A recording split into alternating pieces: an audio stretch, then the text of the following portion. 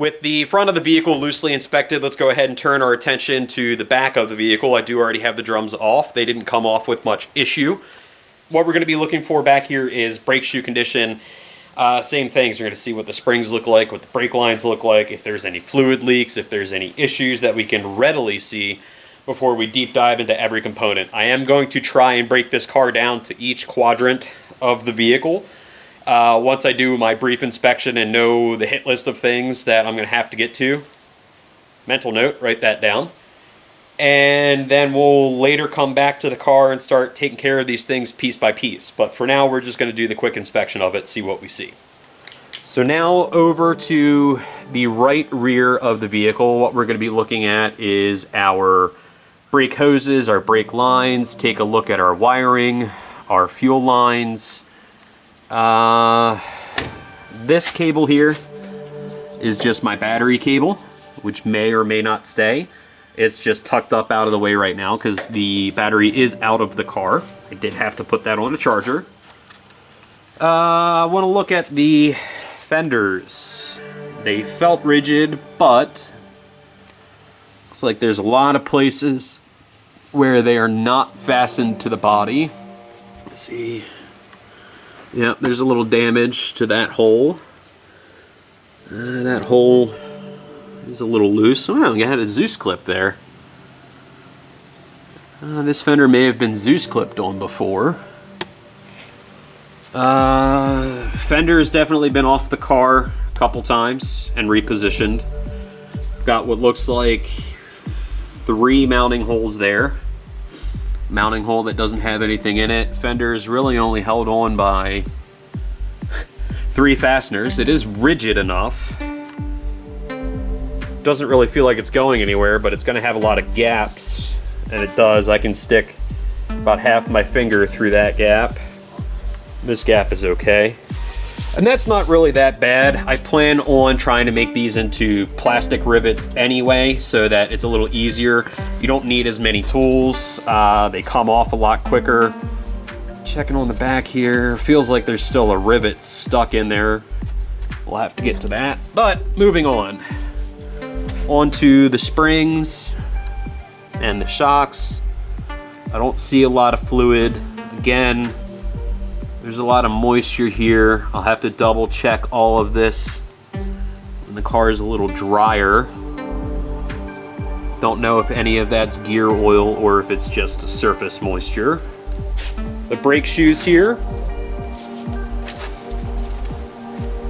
Brake shoe thickness is pretty good. I don't see any signs of contamination. Again, just a lot of surface moisture. Brake shoes on this side look okay. I do suspect that these wheel cylinders are going to be frozen. I don't know if I'm going to replace them or try and rebuild them or refurbish them like I did on Petty Chevy, or at least free them up. I will probably try to free them up first just to see their condition. We'll dive into that later in another episode. But as far as the shoes themselves, they all seem okay.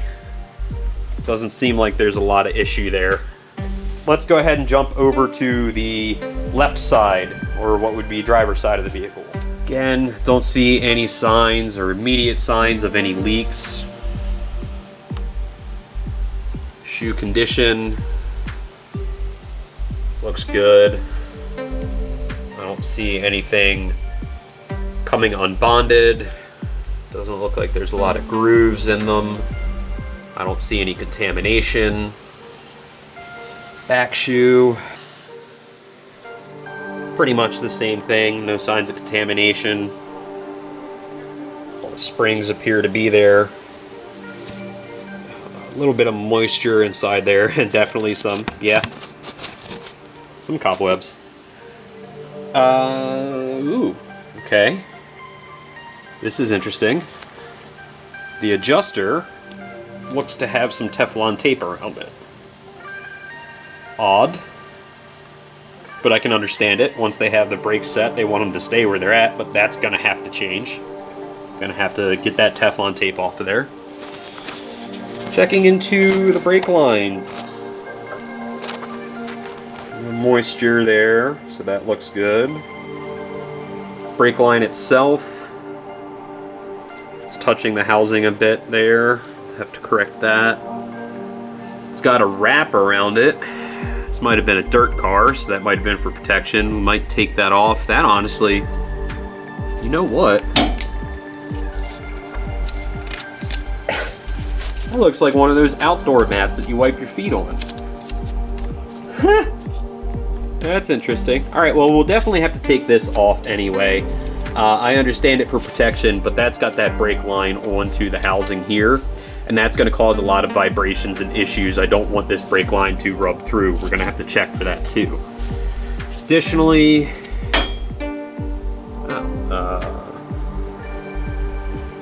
I think our battery wasn't the right size. We've got a block of wood in there. Looks like a mat. Yeah, there's definitely a lot of dirt in this. This was probably a dirt car. So we'll break down into that later. Still just general inspection again. The strut doesn't seem like it's leaking. Doesn't seem to have any issues there. Check the fenders. Same situation on this side. It looks like the fenders are only held in by 3 bolts. There's definitely been a lot of this fender being off and on, off and on. It's definitely had some contact over the years. Which is fine. It's a retired race car. That's what it's going to have. So let's take a broader view and do a talking head real quick. So after a very quick, brief inspection of the car, most of the items that I wanted to check and make sure of their immediate condition didn't reveal a whole lot. It does look like the right front caliper is definitely going to need the rebuild, along with the left front caliper as well. The left front has the torn boot on it. That is going to be of issue. The left front rotors probably do need to be reconditioned. They have some pitting in there. The right front caliper seems to have been stuck at some point, or might be rust, might be that the brakes have moved in and just haven't moved in a while. So that's going to need to be addressed. The brake line on the right front caliper definitely needs to be addressed. I don't know why it's unhooked. I don't know. This car has definitely been sitting for a long time, but that brake line itself, to me, probably needs to be replaced just because of its rigidity. I'll probably look into the same thing for the left front brake line as well. As far as on the back of the car, there wasn't a whole lot that I saw that really needs to be addressed, but the Teflon tape on the hardware adjusters definitely needs to be removed. I'm going to need to have that something that moves freely. I'm, again, assuming that Teflon tape was used to keep the adjuster in place once they had their brake adjustment made. They didn't want that to move. That needs to be in a very specific place while you're racing, I'm sure. The rest of the back of the car just really didn't show too much to me, except for that outdoor floor mat that's taped or zip tied around the brake line. I want to make sure that that brake line is going to not rub through by touching the housing for the rear differential. That's definitely something that's going to need to be addressed. I'm going to have to take a further look into all the brake lines and see how all the brake lines are laid out. I am particular about my brake lines. I do not like how some of them are set up as far as how close they are either to the exhaust header or how loose they just feel. They're not really hard mounted. They've got little rings that they mount through with little clips on the back to keep them from moving fore and aft too much, but the side-to-side movement definitely needs to be taken care of. But I do have those brake line clips from Petty Chevy still that I should be able to utilize for that reason. So I'm going to go ahead, and I think the next thing I'm going to do is take off the closeout panels on the back of the car, because I do want those to be serviceable as well. Take those off easily instead of all of the rivets that are in there. So I'm going to go ahead and get my drill gun out and try and drill out some of these rivets. Let's shoot over to the time lapse.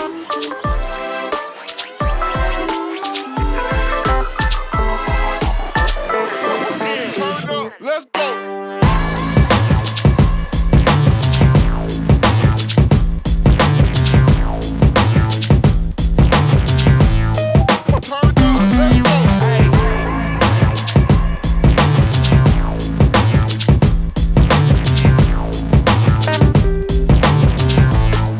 Turn up, let's go.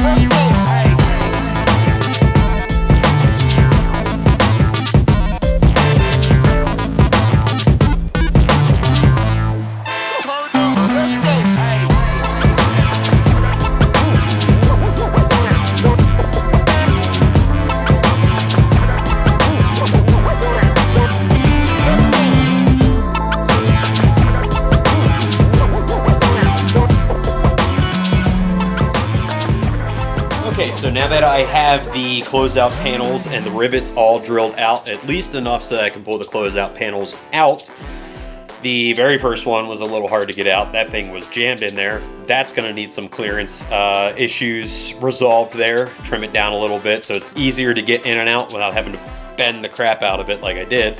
Second one came off fine.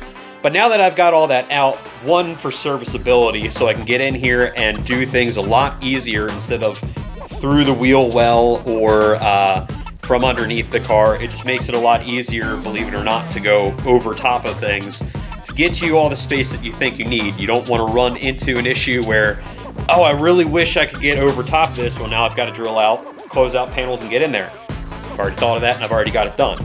But we're going to take a look at what's underneath of the closeout panels, which gives us access to the wiring, the fuel line setup, the fuel pump setup. We're going to need to pay attention to the fuel pump setup because on Petty Chevy, I believe I have hooked up my fuel pump wrong and burnt that out. So I'm going to try and use this as an example of here's how it's supposed to go. One issue I think I'm going to run into with that. Whenever this fuel pump was put in, I'm going to almost guarantee it's not the same exact one that they're selling now. It's probably not going to have the same wiring to it. Oh well, it's worth a shot looking for. Anyway, back to it. So I've got the closeout panel off, both of them, so that you can see everything underneath of the closeout panels. And again, like I said, so you can access and work on things a lot easier. First things that jump out, the fuel safe that's in here. Looks like it's secured. That's fine. Again, this fuel line hose is pinched, and I can actually feel the pinch there. So we're going to try and reroute this line. I'd like to bring it up to here and mount the fuel filter somewhere on the rail here. It's easy to access when you have the closeout panel or the rear deck lid off. And try and run the fuel lines somewhere low, hopefully.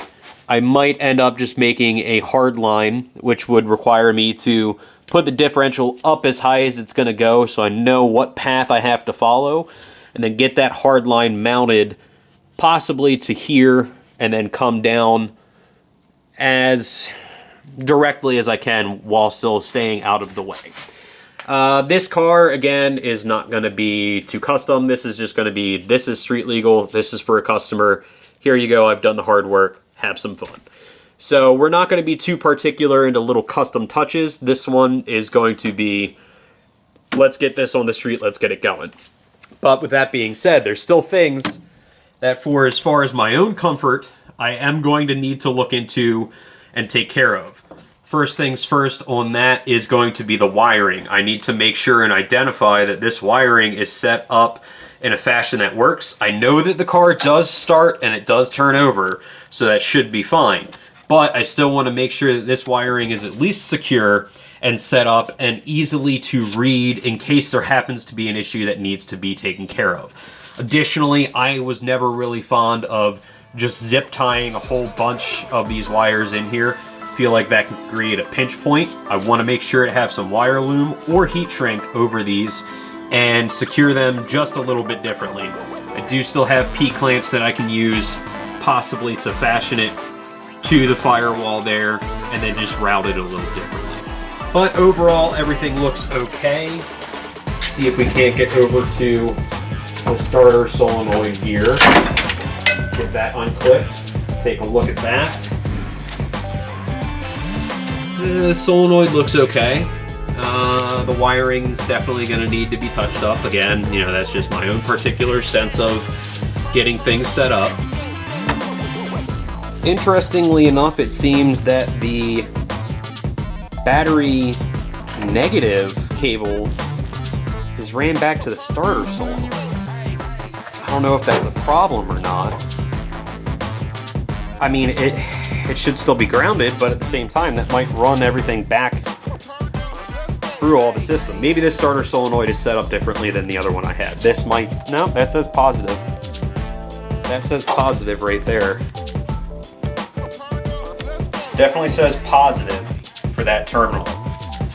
So I don't know what to think about that. I'll have to check into that. That looks like the main power off on the other side of the signal. Might just be set. During editing, I was able to figure out exactly how this solenoid is set up. This black wire here is where the positive power comes from the battery. The red wire coming off of that terminal that says positive is more than likely going to be going up to the starter button itself. This yellow wire is the signal wire that comes from the other side of the starter button. And then this red wire on this terminal here is the actual power path to the starter itself. This seems a little overcomplicated and I may fix this, but that's something I'll get to later on. Differently than how Petty Chevy was set up, or differently from how I set it up. But the wiring looks to be intact. The fuel pump wiring here, oh, thank you. This fuel pump, right there, that says positive. Red wire positive as it should be. Black wire negative. I'll have to check the other fuel pump on Petty Chevy to see if I overlooked that. But that's good. So then it's got its ground. Looks like it's just a joined ground to make sure it's earthed. The regular ground here, well, that's pretty flimsy. That's a lot of extra wire that I don't know why. I don't know why these guys do that. It's like they're afraid to cut the length of wire to the length it needs, so they just wrap it up, but that's going to cause an issue.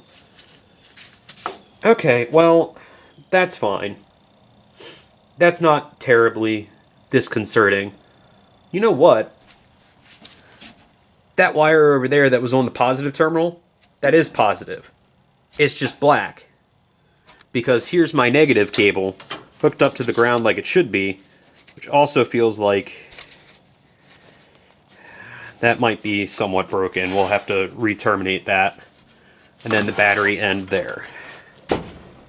So that's just the back side here.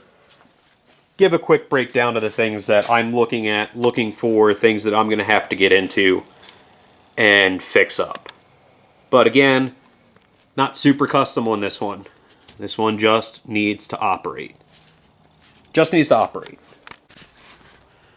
The last thing that we need to check while we're here is the engine oil level in the Volunteer car. Now, the engine oil has already been changed when the car was put back together, or rather when the engine was put back together, because this car was purchased initially with the engine torn down. Somebody else had tried to purchase this car and backed out on the deal of the person who had it, who could reassemble the engine, and he left it in that state for quite some time.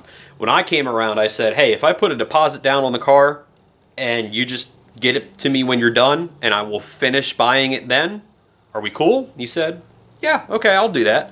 So after 5 months, we finally got the car. The engine was back together. The owner did have it running for me, so I know that this engine will run, but just for my own safety's sake, I want to check the engine oil level. That's going to require taking the hood off, shining a light down there, and checking the engine oil level. So just bear with me 1 second while I do all that. 1, 2, it's done. Let's try and pop this sucker off.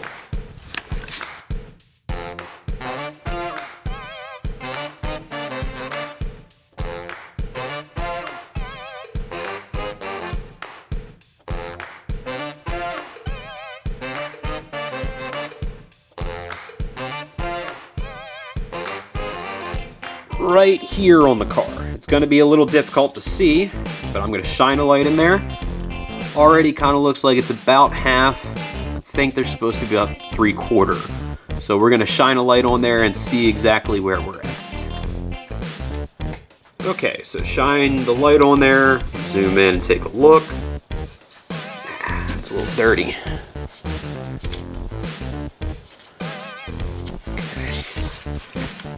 Alright, so it does look like the sight glass is about half full. I would prefer it to be at 3/4 just for a little bit, so when it sucks down, all this oil that's getting used isn't left with nothing in there. I'd like to see that at 3/4, so hopefully when it sucks down, it's about half when it's in use. So we'll take care of that when we get to that point, but that's just another thing to add to the list. While I have the hood off, the last thing I want to take a quick look at is inspect some of this wiring real quick. See if I can identify some of the wires immediately. So this car is equipped with the old black box system. that doesn't really mean much to me other than I've seen that it's been called the black box system, and that the new Inex red box systems, Petty Chevy does have the new Inex red box system. But as long as the ignition system on the Volunteer car works, we're not going to mess with it. I don't want to have to go through and set up an entire new system in this car if I can help it. The one thing I do see that someone has done a lot better than on Petty Chevy, which is something I'm considering, is these barrel clamp connectors, or at least a way to run it through the firewall. That is a really nice setup. It does look like someone had some care for this wiring harness when they installed it, which I definitely appreciate. There's a bit of routing differences that I'm going to want to do better. I don't want this wiring run through each other. I'd rather them go over top if they can.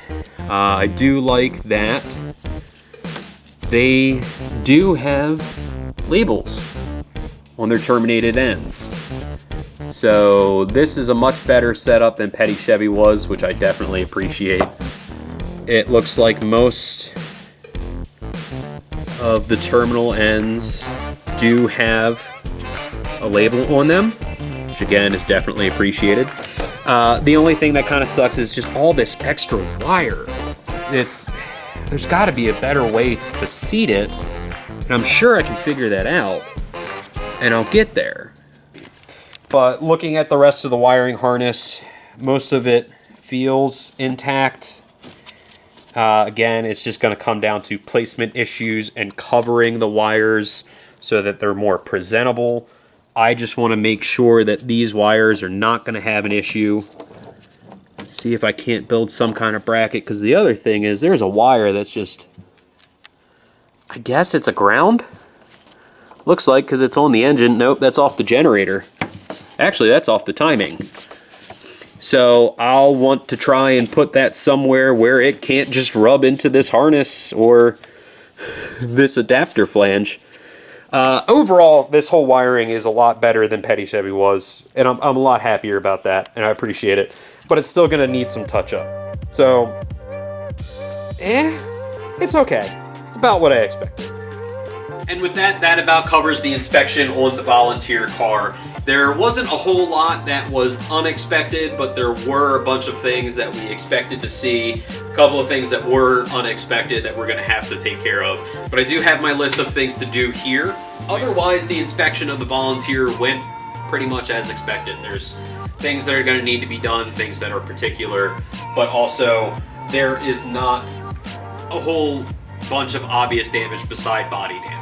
With that being said, we're going to go ahead and close the episode here. I think we've got a good idea of what we're going to need to do on the Volunteer car and what we're going to have to do on further episodes of it. I want to thank everybody for making it this far into the video. Remember to like and subscribe to New Yankee Auto Systems.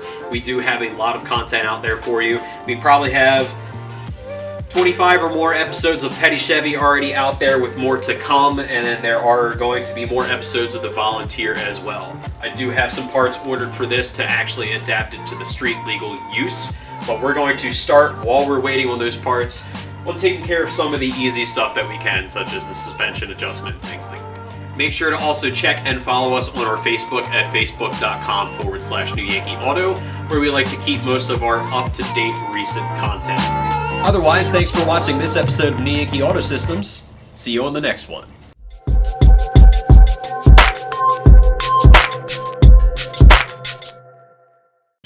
But we're going to go ahead and dive into all those things further